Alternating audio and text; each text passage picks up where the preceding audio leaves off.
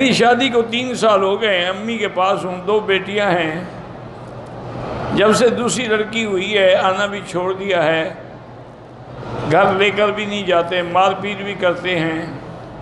وہ کہتے ہیں کہ تمہاری ساس نے گندا علم کرایا۔ بہرحال میری بیٹی توبہ کرو، 2 رکعت پڑھ کے اللہ سے معافی مانگو، استخارہ کرو، اگر ہو تو پھر طلاق لے لو۔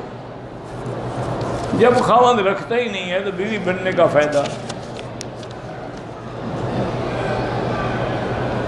امام بن کے نماز پڑھانے کے لیے جبہ پہننا ضروری ہے، تو اسی ملک کا ایک اعزاز ہے، ورنہ تو قمیض بھی نہ ہو تو امام بن سکتا ہے۔ حضور کے زمانے میں ایک صحابی تھے، ان کو قرآن شریف بہت آتا تھا، تو اس کو صحابہ نے امام بنا دیا۔ تو بعد میں عورتوں نے شکایت کی کہ امام صاحب کو چادر تو خرید کر کے دو، تو پیچھے سے ننگے ہوتے ہیں جب سجدے میں جاتے ہیں۔ غریب تھا نا بیچارہ، اس کے پاس چادر کا کپڑا بھی پورا نہیں تھا، تو صحابہ نے چندہ کر کے پھر اس کے چادر لے کے دی۔ تو نماز تو ہو جاتی، یہ تو اعزاز ہے اور حکم ہے کہ خذوا زینتکم عند کل مسجد، جب نماز کے لیے آؤ تو بن ٹھن کے آؤ۔ پینٹ شرٹ میں بھی امام بن سکتا ہے، ان کا بن سکتا ہے جب پیچھے نیکر والے ہوں، جیسا امام ویسے مقتدی۔ ملتزم پہ عورتیں جاتی ہیں مشکل سے اور مردوں کو، تو بھائی آپ اپنی عورتوں کو خود سمجھائیں، ہم کیا کر سکتے ہیں؟ رش ہو نہ جائیں، موقع ملے سامنے کھڑے ہو کے دعا کر لیں۔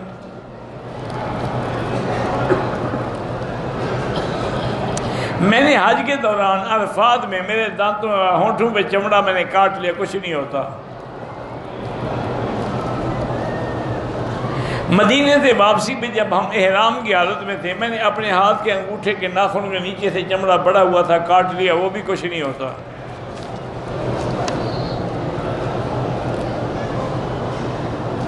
میں جہاں انڈیا میں کام کرتا ہوں، 45 دن کی اس نے تنخواہ نہیں دی، نوکری چھوڑ دی۔ اللہ آپ کی مشکل حل کرے، اور کیا کر سکتے ہیں؟ جین پینٹ وغیرہ سب پہن سکتے ہو، لیکن بہتر یہ ہے کہ نماز میں مسلمانوں والا لباس پہنو۔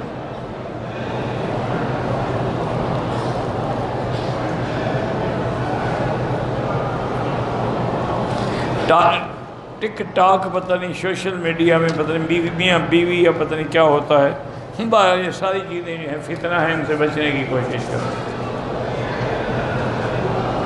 اگر صفا مروہ میں غلطی سے 7 کے بجائے میں نے 14 چکر لگائے، جو 7 صفا کے ہو گئے، 7 سزا کے ہو گئے۔ پہلے مسئلہ پوچھ لیتے تو سزا نہ بھگتتے۔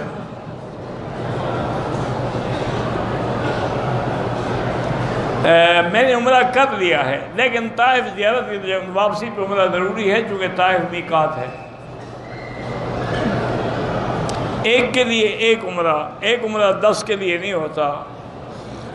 اللہ کے پیغمبر تمام اپنے قبروں میں زندہ ہیں، اور آقا انعامدار بھی زندہ ہیں، اور جب ہم صلاۃ و سلام پڑھتے ہیں تو سنتے ہیں۔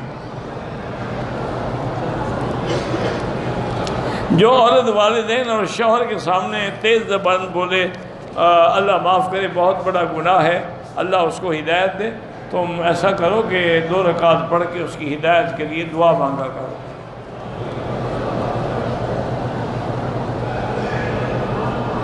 ایک بزرگ کی خدمت میں ایک عورت آئی، حضرت تھانوی کا ہی واقعہ ہے شاید، اس نے کہا جی کہ میرا خاوند بس گھر میں آتے ہوئے گالیاں شروع کر دیتا ہے اور بڑے گندے گندے بکواس کرتا ہے، پھر میں بھی تنگ آ کے شروع ہو جاتی ہوں، مجھے کوئی تویز دے۔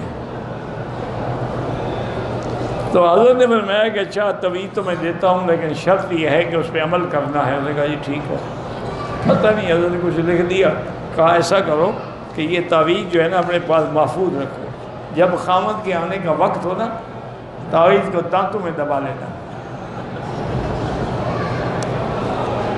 اور یہ نکالنا نہیں ہے ورنہ نقصان ہو جائے۔ وہ 5-6 دن کے بعد آئی، اس نے کہا حضرت میں مٹھائی بھی لائی ہوں، اللہ آپ کی ذائقہ خیر دے، اب تو خامد مجھے گالیاں نہیں دے۔ اس نے کہا تم جو نہیں دیتی ہو وہ بھی نہیں دیتا۔ تمہاری زبان جب بند ہو گئی تو اس کی خود بخود بند ہو گئی، پہلے تم بکواس کرتی تھی تو وہ بھی کرتا تھا۔ صدقے کا مال غریبوں کو دیا کریں، فقیروں کو، مستحق لوگوں کو۔ نماز میں جو خیالات آتے ہیں اللہ نے معاف کیے ہیں، پھر فکر کی کیا ضرورت ہے؟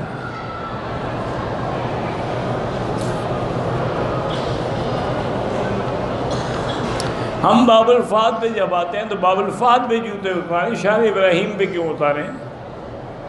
ہمارے امام بیمار ہیں، اللہ شفا عطا فرمائے۔ میری والدہ بیماری کی وجہ سے زیادہ چل پھر نہیں سکتی، ان کی طرف سے ہم آپ کر سکتے ہیں۔ مغرب کی اذان ہو جانے کے بعد افضل یہ ہے کہ 2 رکعت نہ پڑھیں، مغرب کے بعد پڑھیں، لیکن اگر کوئی پڑھ لے تو ہو جائیں گے۔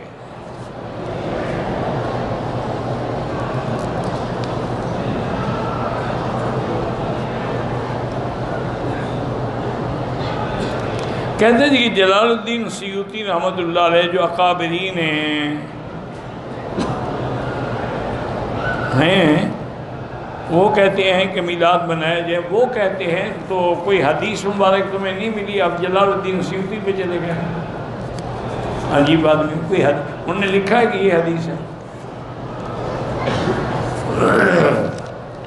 وہ تو صوفی آدمی تھے، صوفی ایسی باتیں کرتے ہیں۔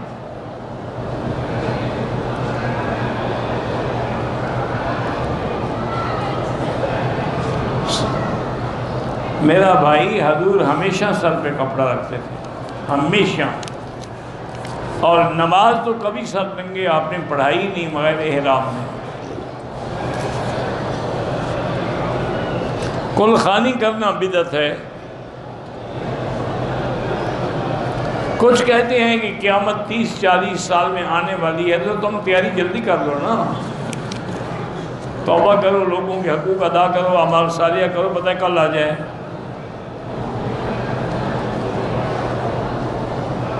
دو سوروں کون 2 سوروں، پتہ نہیں کیا لکھا ہے آپ نے۔ حتیم میں جب کھڑے ہوں گے تو آپ نماز کعبے کی طرف پڑھیں، کیونکہ کعبہ جو سامنے ہے۔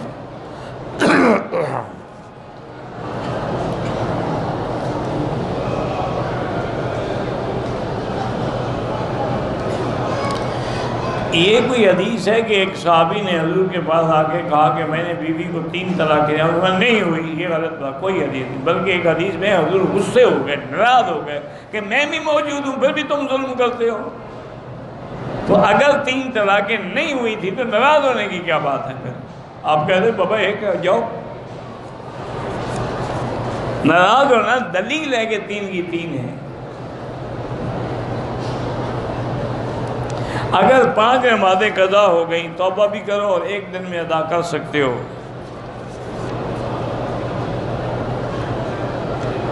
ہاں حضور نے فرمایا کہ من احدث محدثا او آوى محدثا، جو خود مدینے میں بدعت کرے یا کسی بدعتی کو پناہ دے، فعلیہ لعنت اللہ والملائکۃ والناس اجمعین، اس پہ اللہ کی بھی لعنت، فرشتوں کی بھی اور لوگوں کی بھی لعنت۔